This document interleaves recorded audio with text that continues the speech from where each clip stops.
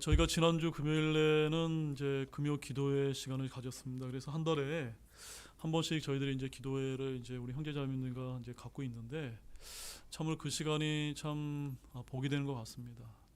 우리가 이제 수요 기도회 때도 기도회를 하지만 특별히 이제 금요 기도회 때는 2층에서 우리가 이제 테이블에 모여서 한 명 한 명씩 이제 형제님들, 자매님들이 이렇게 이제 기도하면서 기도를 나누게 됐을 때 참으로 감사함이 있었고, 특별히 이제 저 혼자 기도했을 때보다 우리 형제님들과 함께 우리 교회 성도님들 한 분 한 분을 위해서 저희들이 기도하고 있다는 사실을 여러분들이 좀 기억을 좀 해주시기 바랍니다. 그래서 이제 우리 교회에 더욱더 이런 기도하는 시간이 좀 더 풍성해지는 우리 교회가 될 수 있도록 여러분들 좀 많은 관심을 좀 가져주시기 바라겠습니다. 자, 오늘 제가 여러분에게 전할 하나님의 말씀 제목은 열두 사도를 세우시기 전에 기도하신 예수님이란 이런 제목으로 하나님의 말씀을 전해드리도록 하겠습니다. 우리 제목만 한번 다시 한번 읽어보겠습니다. 열두 사도를 세우기 전에 기도하신 예수님. 제가 많은 이제 주석과 책들을 이렇게 읽어보다 보니까 이 누가복음 6장 12절에서 16절을 본문으로 설교를 하게 됐을 때 주로 예수님께서 열두 제자를 사도로 삼으신 부분에 초점을 맞춰서 이제 설교를 하는 내용들을 많이 이제 제가 볼 수가 있었습니다. 그런데 오늘 저는 여러분에게 그런 부분에 초점을 맞추기보다는 예수님께서 중요한 자신의 일꾼들을 세우기 전에 무엇을 하셨습니까? 기도하셨다. 네. 기도하셨다고 하는 그런 부분에 우리가 초점을 맞춰서 이 말씀을 좀 살펴보기를 원합니다. 자, 누가복음 6장 앞달러기 1절에서 이제 11절 말씀을 여러분들이 이렇게 한번 이제 보시게 되면은 거기에는 이제 안식일을 지키는 문제와 관련해서 예수님과 바리새인들 간의 논쟁과 갈등이 더욱 심화되고 있는 것을 볼 수가 있고, 또한 유대 종교 지도자들의 예수님에 대한 음해 음모가 진행되고 있는 내용이 이제 담겨 있는 것을 우리가 알 수가 있습니다. 자, 이어지는 오늘 본문은 그러한 유대 종교 지도자들의 음모에도 아랑곳하지 않고 하나님의 왕국을 확장시키기 위해 일하시는 예수 그리스도의 사역의 하나로 주님께서 열두 제자를 사도로 세우신 그런 내용을 이제 소개하고 있는 말씀입니다. 근데 저는 오늘 설교를 통해 앞서도 제가 말씀을 드렸다시피 단순히 열두 사도를 세운 내용에 초점을 맞추기보다는 그들을 세우기 전에 예수님께서 기도하신 모습에 더 비중을 이제 두고자 합니다. 왜냐하면 기도만이 주님의 사역과 우리의 믿음 생활의 성공을 보장하는 열쇠라고 믿고 있기 때문입니다. 여러분 여기에 동의가 되어지십니까? 기도만이 하늘나라의 이런 축복을 우리가 받을 수 있는 열쇠라는 것을 믿으시기 바랍니다. 제가 목회를 하면서 많이 느끼는 것들 중에 하나가 있다면 기도가 정말로 중요하다는 점입니다. 많은 경우 제가 기도로 들고 나가지 않아서, 기도로 성령님의 인도함을 받지 않아서 사역의 결과가 좋지 않거나 열매가 없을 때가 참으로 많았기 때문입니다. 하지만 오늘 본문에서 예수님의 모습은 저와 여러분이 진짜로 무엇을 본받아야 될지를 저희들에게 알려주고 있다라고 저는 그렇게 생각을 하고 있습니다. 자, 이렇게 열두 사도를 세우시기 전에 기도하는 예수님의 모습이 담긴 오늘 본문을 통해 우리가 배울 수 있는 영적 교훈이 무엇인지 우리 하나씩 더 깊이 살펴보도록 하겠습니다. 자, 첫 번째는 열두 사도를 세우시기 전에 기도하신 예수님을 이제 보겠습니다. 자, 본문 12절 말씀 다시 한번 읽어보겠습니다. 그 당시에 그분께서 기도하러 산으로 나가사 밤새도록 하나님께 기도하시고. 자, 누가복음에는 우리 주님께서 기도하는 시간을 가지셨다는 이야기가 많이 이제 등장을 합니다. 이런 이야기는 아들 하나님을 완전한 사람으로 묘사하고 있는 누가복음의 특성과 잘 어울리는 것입니다. 예수님은 사람으로서 하늘의 아버지와 교통하는 시간이 필요하다는 것을 느끼고 계셨을 뿐만이 아니라 그런 시간을 가지셨던 것입니다. 그래서 본문에서도 예수님은 12명의 사도를 택하시기 전에 산에서 오직 아버지 하나님과 밤새도록 기도하시면서 지내셨음을 우리가 주목할 필요가 있는 것입니다. 바로 그 시간에 우리 예수님께서는 자신에게 필요한 것이 무엇인가를 하나님께 말씀을 드린 것 같지는 않습니다. 오히려 주님은 어떤 중요한 직책에 임명하려고 하는 사람들을 놓고 아버지 하나님과 진지한 대화를 나누고 계셨으며 그들에게 영적인 복을 주시도록 기도하셨던 것입니다. 예수님은 늘 아버지 하나님의 뜻에 복종하며 사셨으며 아버지께서 명하신 것을 제외하고는 아무것도 하지 않으셨던 그런 분이셨습니다. 죄가 없으시며 거룩하신 사람이신 예수님께서 이런 식으로 기도의 참된 가치를 인정하셨다면 연약할 뿐만이 아니라 더욱더 넌 죄가 많으며 가장 좋은 것이 무엇인지를 잘 분별하지 못하는 저와 여러분으로서는 더욱더 기도에 힘써야 하지 않겠습니까, 여러분? 맞습니까? 그러므로 우리가 기도할 때 하나님은 우리가 어떻게 살아야 하는지를 깨우쳐 주시고 또한 필요할 때마다 우리에게 돕는 은혜를 베풀어 주심을 굳게 믿으시기를 바랍니다. 기도는 오로지 하나님께 요구하는 것만은 아닙니다. 기도는 우리가 하나님께 대화를 하는 것입니다. 또한 기도에는 간구만 있는 것이 아니라 경배와 감사와 교제도 포함된다는 사실을 기억하시기를 원합니다. 자, 두 번째가 이제 중요한데요. 두 번째는 한번 따라해 보시겠습니까? 우리는 고난과 역경을 기도의 기회로 삼아 더욱 주님께로 나아가야 합니다. 맞습니까, 여러분? 우리는 고난과 역경을 무엇으로 삼아야 된다고요? 기도의 기회로 삼아서 더욱 주님께 나아가야 된다는 점인데, 바로 이런 모습에서 주님께서 오늘 본문 말씀을 통해서 저와 여러분에게 본을 보여주고 계신 것입니다. 자, 다시 본문 12절 말씀을 자세히 보시게 되면은 그 당시에 그분께서 기도하러 산으로 나가사라고 이제 이렇게 기록이 되어 있는데, 여기서 말하는 그 당시에는 언제를 이제 가리키는 것일까요? 그 당시에 언제입니까? 바로 이때는 우리 주님께서 사방에서 수많은 대적들에 의해서 시험을 당하셨던 그런 때였다는 사실을 여러분 알고 계십니까? 당시 주님은 바리새인과 서기관들로부터 율법을 범하는 자라는 그런 낙인이 찍혔고 그로 인해 생명의 위협까지 받고 있었다는 점입니다. 그래서 산으로 올라가서 기도하시기 바로 직전에 어떠한 일이 있었는지 본문 11절 말씀 한번 보십시오. 거기 어떻게 기록이 되어 있습니까? 그들이 노기로 가득 차서 자기들이 어떻게 예수님을 처치할까 서로 이야기하니라. 여러분 어떤 상황이었는지 이해가 되십니까? 상상할 수 없는 이런 일들이 벌어지고 있는 이런 위험한 시기에 바로 예수님은 기도할 필요를 느끼셨던 것입니다.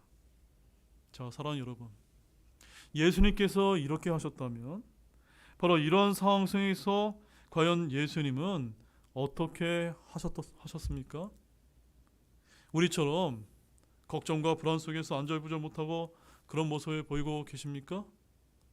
아니면 자신을 반대하는 자들과 일종의 타협을 통해서 자신의 신변 안전을 도모할 공리를 하고 계셨던 것일까요?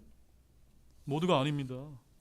오히려 예수님은 상황이 어려워질수록, 고난이 닥칠수록 더욱 아버지 하나님 앞으로 나아가셨음을 주목하기를 원합니다.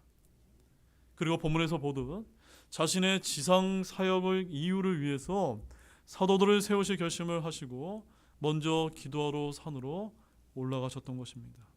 즉 주님은 이 세상의 반대가 거세어질수록 더욱더 하나님과 가까이 하는 시간을 가짐으로써 그 모든 역경을 이겨낼 힘을 얻으셨던 것입니다.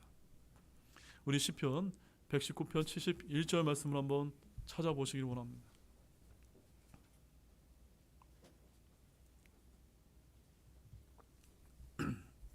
시편 119편 71절 말씀입니다.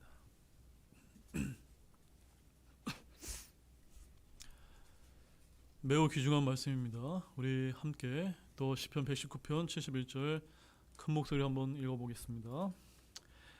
내가 고난당하는 것이 내게 좋으니 이로써 내가 주의 법궤들을 배우게 되었나이다. 아멘이십니까? 여러분 혹시 이 자리에 내가 참 어려움을 겪고 있고 고난을 겪고 있다고 하는 그런 분은 계시지 않습니까? 그렇다면 그것은 여러분에게 기회가 될 수 있다는 사실을 믿으시기를 바랍니다. 이 시편 기자의 말씀이 저와 여러분의 마음에 많이 와닿지 않습니까? 저 역시도 개인적인 삶이나 우리 교회 전체적으로 볼 때 참으로 평안한 나라들만 있었으면 좋겠다라는 생각을 많이 이제 할 때가 있습니다. 하지만 많은 경우 고난과 역경이 있은 다음 시간이 한참 지난 뒤에 저 개인적으로나 또한 교회적으로 모두 큰 약이 되었음을 깨달을 때가 참으로 많았습니다. 또한 저는 그런 일들을 통해 주님의 말씀을 더욱 배우게 되었음을 솔직하게 고백을 드리는 것입니다. 따라서 여러분에게 고난이 닥친다 하더라도 그것을 기도의 기회로 삼아서 주님께 나아가기를 원합니다. 그러면 하나님의 말씀을 통해 더욱더 주님을 알아가게 되는 그런 계기가 되리라고 굳게 믿으시기를 바랍니다. 오히려 우리도 세상의 반대와 역경이 심해질수록 주님처럼 이를 하나님께 기도하는 기회로 삼아서 더욱더 주님 앞에 나아가야만 됩니다.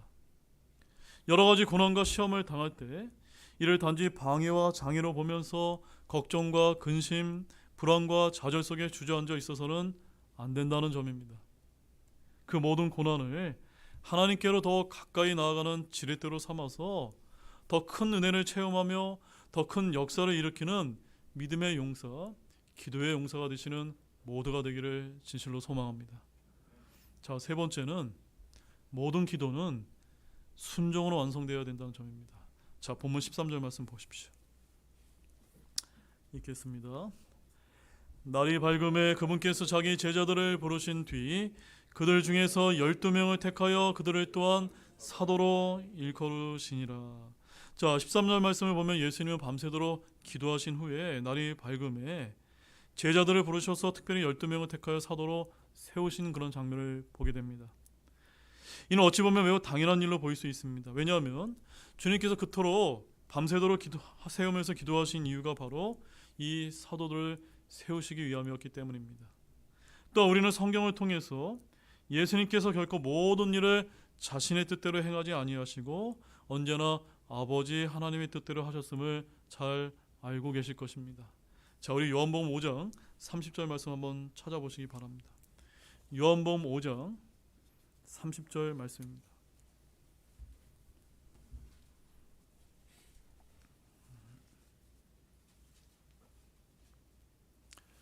요한복음 5장 30절 말씀 함께 읽겠습니다. 나는 아무것도 스스로 할 수 없노라. 나는 듣는 대로 심판하노니 내가 내 뜻을 구하지 아니하고 나를 보내신 아버지의 뜻을 구하노므로 내 심판은 의로우니라.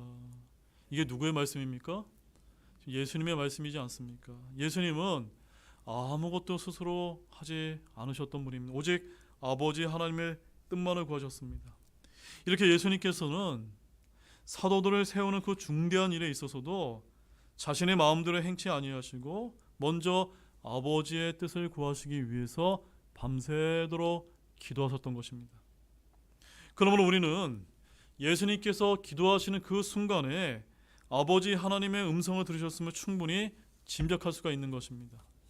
그런데 아버지 하나님께서는 과연 예수님께 그때 뭐라고 이제 이야기하셨을까요? 그 명단에 기록된 대로 선택하라고 말씀을 하지 않으셨을까요? 그렇다면 여러분 한번 생각해 보시기 바랍니다. 14절에서 16절에 기록된 사도들의 명단을 이제 우리가 보게 되면 그들은 한결같이 어떤 사람입니까? 대단하고 유명한 사람들이 아니라 매우 평범한 사람들이었다는 점입니다. 게다가 가룟 유다는 주님을 배신할 자가 아니었습니까? 그렇다면 이처럼 평범하고 문제가 있는 사람, 더구나 자신을 배신할 자를 사도로 세우라는 이런 하나님 아버지의 뜻을 들으셨을 때 예수님이 어떻게 행하셨지를 한번 상상해 보시기 바랍니다. 예수님은 자신의 기도를 끝내신 후 날이 밝자 지체 없이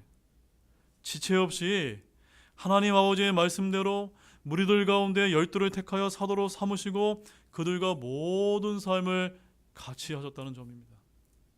다시 말하면 예수님은 기도를 통해 말씀하시는 아버지의 뜻에 대해서 일체의 거부나 불평 없이 그대로 순종하는 결단의 모습을 우리에게 보여주고 계신 것입니다. 여러분, 그렇다면 우리의 모습은 어떠합니까? 저와 여러분의 모습은 어떠하시냐는 그런 질문입니다. 흔히 우리 성도분들 가운데서는 밤새워 기도한다고 하면서 오직 자신의 생각만을 주님께 외칠 뿐 하나님의 뜻은 구하지 않고, 또 혹시 그분의 말씀을 들었다 할지라도 자신의 뜻과 어긋나게 되면 머리를 흔들어서 거부하는 경우가 적지 않습니다. 그뿐만이 아니라 열심히 기도하고서도 눈만 뜨고 자리에서 일어나면 전혀 다른 사람이 되어서 기도하는 무관하게 살아가는 신자들도 얼마나 많습니까? 하지만 그처럼 기도와 그 이후의 삶이 완전히 분리된 것은 기도가 아니라 단지 울리는 꽹과리요 소음에 불과하다는 사실을 아시기를 바랍니다. 그러면 우리는 철저하게 기도와 그 이후의 삶을 일치시켰던 그런 예수님처럼 기도가 끝나면 받은 말씀을 가감없이 지체 없이 순종하며 살아가는 모두가 되기를 원합니다. 그리하여 자신의 주장을 관철시키기 위해서 기도하는 것이 아니라 하나님의 말씀을 듣고 인도받기 위해서 기도하는 저와 여러분이 되시기를 원합니다. 또한 받은 말씀에 순종함으로써 순종으로 기도를 완성하고 기도로서 순종할 힘을 얻는 온전한 그리스도의 삶을 사시는 모두가 되시기를 원합니다. 자, 이제 네 번째는 주님은 보잘것없고 평범한 자들을 크게 쓰시는 분이라는 점입니다. 자, 본문 14절에서 16절 말씀을 함께 또 읽어보겠습니다. 이들은 그분께서 또한 베드로라는 이름을 주신 시몬과 그의 형제 안드레와 야고보와 요한과 빌립과 바돌로메와 마테와 도마와 알페의 아들 야고보와 셀롯이라는 시몬과 야고보의 형제 유다와 가룟 유다인데 그는 또한 배신자더라. 자, 여기 14절에서 16절 말씀을 보면 예수님께서 세우신 12 사도들의 명단이 이제 기록이 되어 있습니다. 그런데 우리는 이 명단을 읽어보게 되면 한 가지 특징을 이제 발견할 수가 있습니다. 그것은 사도로 임명된 사람들이 한결같이 어떤 사람들입니까? 매우 평범한 그런 사람들이었다는 점입니다. 이들 중에 당시 유명하거나 사회적으로 인정받을 만한 위치에 있는 사람은 단 한 사람도 없었습니다. 이들은 갈릴리 바다에서 고기잡이하는 가난하고 무식한 어부들이었습니다. 또한 사람들에게 죄인으로 취급받는 세리들이 고작이었습니다. 그렇다면 왜 이렇게 평범하고 볼품없는 사람들을 사도로 택하셨던 것일까요? 왜 그렇습니까? 우리 주님 주위에는 그토록 사람들이 없었던 것일까요? 오히려 차고 넘칠 만큼 수많은 사람들이 주님의 주위에 몰려들었다는 사실을 알고 계십니까? 그래서 마태복음 8장 1절 말씀을 보게 되면 거기에 이런 말씀이 기록되어 있습니다. 그분께서 산에서 내려오시니 큰 무리들이 그분을 따르니라. 결코 사람들이 없었던 것은 아닙니다. 그리고 그 가운데는 니고데모나 젊은 관원과 같이 학식과 재산을 겸비하고 경건하게 살았던 사람들도 있었을 것입니다. 그렇다면 주님은 그들이 어떤 사람이라는 사실을 처음부터 모두 알고 계셨던 것일까요? 네, 알고 계셨습니다. 요한복음 1장 47절 말씀에 가보게 되면 예수님이 이렇게 말씀하십니다. 예수님께서 나다나엘이 자기에게 오는 것을 보시고 그에 대하여 이르시되 참으로 이스라엘 사람을 보라, 그의 속에는 간사함이 없도다 하시니라고 이렇게 말씀을 하신 바가 있습니다. 그러면서도 주님은 한 번도 그들을 택하신 데에 대해 잘못되었거나 후회하신 적이 결코 없으셨습니다. 오히려 그들이 배반할 것까지 다 아시면서 끝까지 기도하시며 용서와 사랑으로 다시 일으켜 세워 크게 사용하셨다는 점입니다. 자, 우리 누가복음 22장 31절과 32절 말씀 한번 보십시오. 우리 주님께서 어떻게 기도하셨는지를 한번 보겠습니다.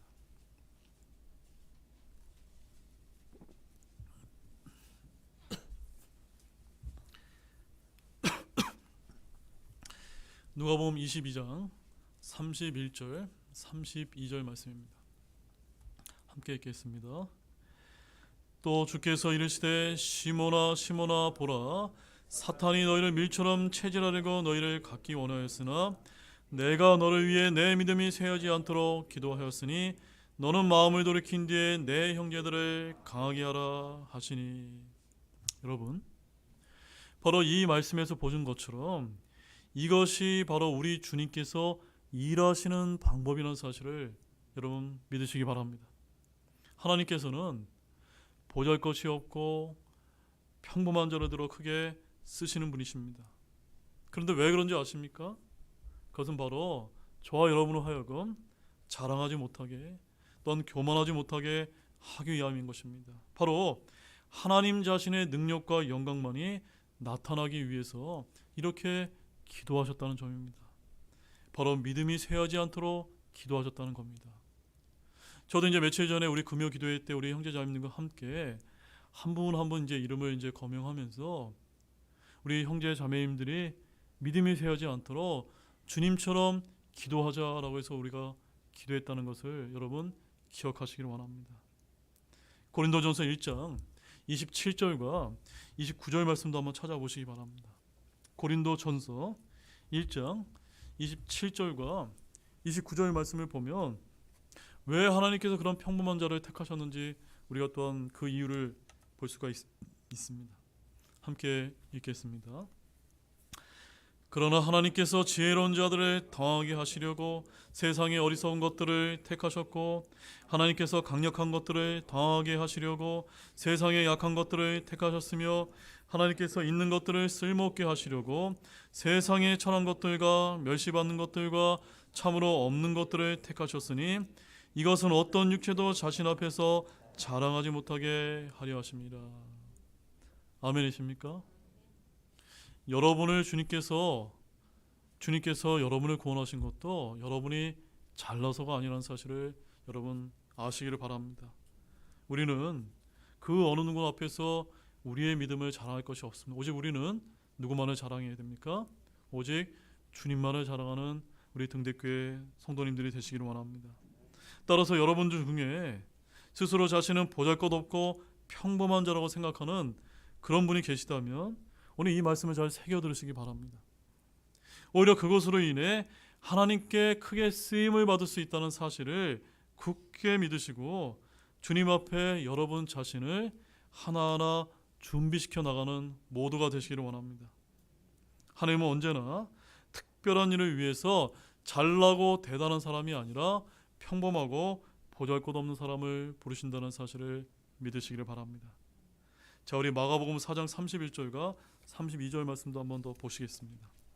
마가복음 4장 31절과 32절입니다.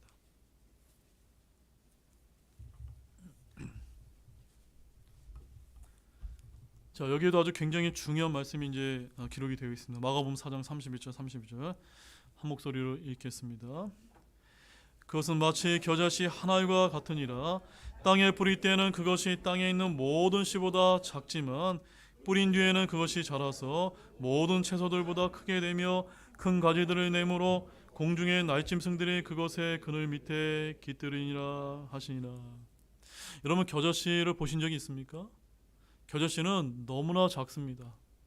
우리가 이제 신학교 사역을 하는 것도 비록 뭐 다른 대단한 신학교에 비해서는 보잘것없는 신학교지만 그 겨자씨 하나가 같은 것을 뿌리게 됐을 때 정말 뿌린 뒤에는 그것이 모든 채소들보다 크게 되는 것을 믿고 기도하면서 이 일을 시작하기를 원합니다. 또 우리 교회도 마찬가지입니다. 작고 연약하고 보잘것없지만 우리가 겨자씨 같은 이런 믿음을 가지고 심고 또 심고 뿌리고 또 뿌리는 저와 여러분이 되기를 원합니다.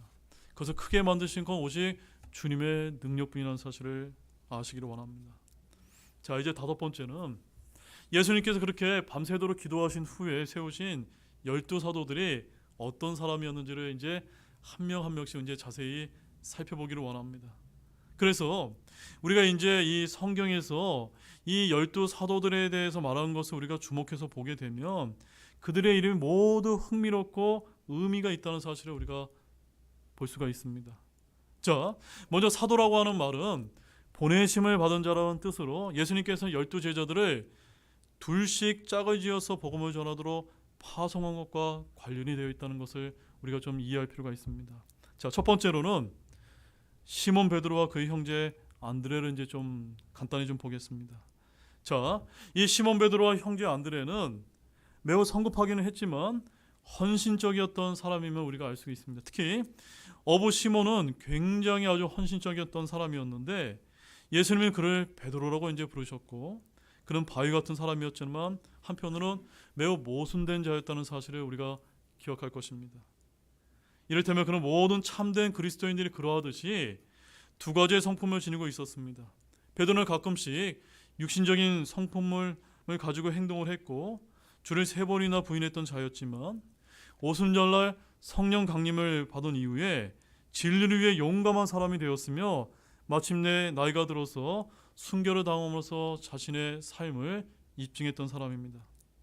다음으로 베드로 형제의 안드레는 또 어떤 사람입니까? 그는 개인 사역에 매우 빼어났던 사람이었습니다. 그래서 자신의 형제인 베드로를 처음으로 주님께 인도했던 사람이 바로 안드레였습니다.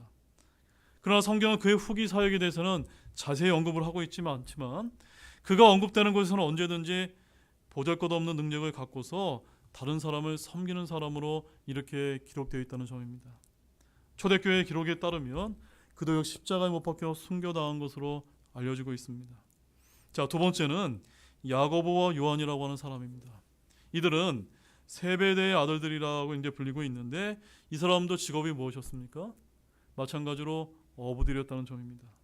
근데 예수님은 이들의 성격이 매우 급했던 까닭에 그들을 천둥의 아들들이다라고 이렇게 불렀습니다. 자, 우리 마가복음 3장 17절 말씀 한번 찾아보시죠.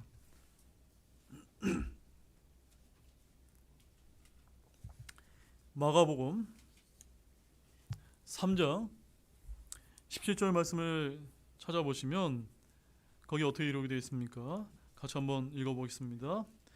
그분께서 보아너게 곧 천둥의 아들들이라는 이름을 더해주신 세베대의 아들 야고보와 야고보의 형제 요한과. 자, 천둥의 아들들 어떤 느낌이 드십니까? 이들의 성격이 매우 급하고 다혈질적인 이런 사람이었음을 우리가 이제 이것을 통해서 알 수가 있습니다. 한마디로 이 세베대의 아들들은 매우 격렬하고 정열적인 사람들이었음을 암시하는 말씀입니다. 그리고 야고보는 12사도 중에 첫 순교자로서 헤롯의 명령에 따라 칼로 죽임을 당했다고 사도행전 12장 1절에서 2절에 기록되고 있습니다. 자, 이제 세 번째는 빌립과 바돌레메입니다. 자, 빌립과 바돌레메는 성경에서 그의 이름이 항상 나란히 나오고 있는 것을 우리가 볼 수가 있는데 그들은 주님을 알기 전부터 친구 사이였고 주님을 알게 된 후에는 더 절친한 사이가 된 자들로서 성경에서 소개가 되어 있습니다. 자, 이 중에서 바돌로메는 요한복음 1장 45절 말씀에 가보게 되면은 나다나엘이라고 이렇게 불려지고 있다는 점입니다. 자, 이제 네 번째는 마태와 도마가 나옵니다. 마태는 어떤 사람입니까? 로마 정부 아래서 세금을 거둔 세리가 아니었습니까? 당시에 이스라엘 사회에서 세리는 창녀와 같은 무리의 죄인으로 취급되었는데 또한 매국노라는 오명까지 받았던 터인지라 그가 주님의 제자가 된 것이 바리새인과 서기관들의 비방거리가 되었다는 점입니다. 아무튼 그는 모든 것을 버리고 그리스도를 따랐는데 하나님의 뜻을 이루는데 그의 재산을 모두 바쳤을 것입니다. 자, 도마는 어떤 사람입니까? 도마는 예수님께서 부활하신 후에 보였던 태도 때문에 의심이 많은 사람으로 이렇게 일컬어지곤 있지만 우리는 그런 식으로만 바라보아서는 안 됩니다. 그는 아주 천천히 결론에 도달하는 사람으로서 신실하고 헌신적인 사람이었습니다. 또한 필요하다면 예수님과 함께 죽을 각오가 되어 있는 사람으로 우리가 알려져 있다는 점입니다. 또한 다섯 번째는 야고보와 시몬이 있습니다. 우리는 알페의 아들 야고보에 대해서는 거의 아는 바가 없습니다. 흔히 세베대의 아들 야고보와 구분하기 위해서 작은 야고보다라고 이렇게 이제 부르곤 합니다. 마가복음 3장 18절 말씀에 가보게 되면은 시몬에 대해서는 가나안 사람 시몬이라고 이렇게 기록이 되어 있는데 오늘 본문에서는 이 가나안 사람 시몬을 뭐라고 이제 부르고 있습니까? 셀롯이다라고 이제 부르고 있다는 점입니다. 여러분, 셀롯이 무슨 뜻인지 아십니까?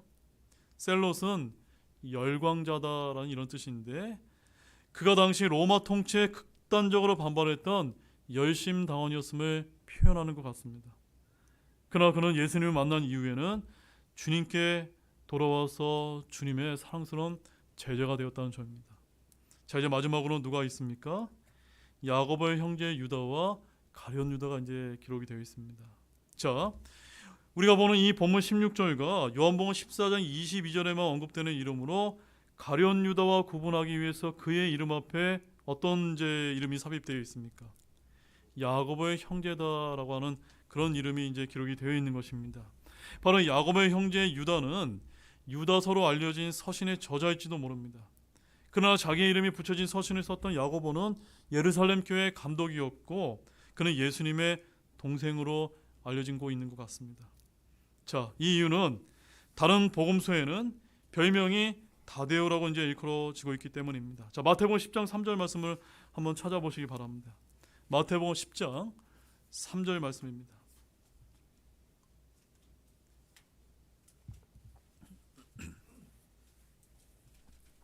마태복음 10장 3절에서는 예수님의 제자를 또 어떻게 표현하고 있는지 한번 보시기를 원합니다. 함께 읽겠습니다. 빌립과 바돌로메와 도마와 세리 마테와 알페 아들 야고보와 별명이 다데오인 렙베오와. 자, 이 야고보 형제 유다의 별명이 무엇입니까? 다데오인 렙베오라고 이제 불렸다는 점입니다. 그 다음에 이제 마지막 12번째 사도는 누굽니까? 이제 영원한 배신자로 알려진 가룟 유다입니다. 마태복음 26장 24절 말씀을 보니까 주님께서는 그에 대해서 이렇게 말씀하셨습니다. 차라리 태어나지 않았더라면 자기에게 좋을 뻔하였는데 라고 이렇게 이제 말씀하신 바가 있습니다.